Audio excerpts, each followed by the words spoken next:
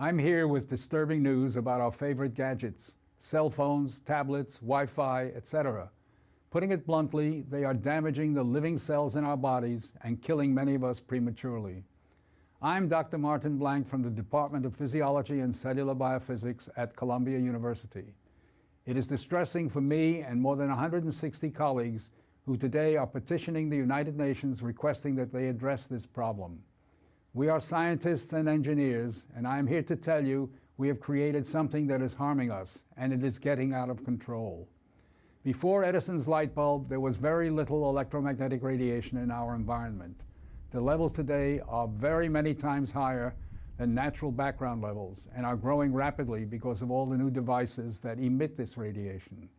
An example that a lot of us have in our pockets right now is the cell phone. One study shows that as cell phone usage has spread widely, the incidence of fatal brain cancer in younger people has more than tripled. We are putting cellular antennas on residential buildings and on top of hospitals where people are trying to get well. Wireless utility meters and cell towers are blanketing our neighborhoods with radiation. It's particularly frightening that radiation from our telecommunication and power line technology is damaging the DNA in our cells. It is clear to many biologists that this can account for the rising cancer rates. Future generations, our children, are at risk. These biologists and scientists are not being heard on the committees that set safety standards. The biological facts are being ignored, and as a result, the safety limits are much too high. They are not protective. More protection will probably result from full disclosure of possible conflicts of interest between regulators and industry. Rising exposure to electromagnetic radiation is a global problem. The World Health Organization and international standard-setting bodies are not acting to protect the public's health and well-being.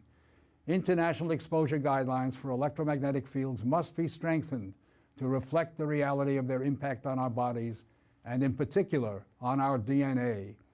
Although we are still in the midst of a great technological transformation, the time to deal with the harmful biological and health effects is long overdue. We are really all part of a large biological experiment without our informed consent. To protect our children, ourselves, and our ecosystem, we must reduce exposure by establishing more protective guidelines. And so today, scientists from around the world are submitting an appeal to the United Nations, its member states, and the World Health Organization to provide leadership in dealing with this emerging public health crisis.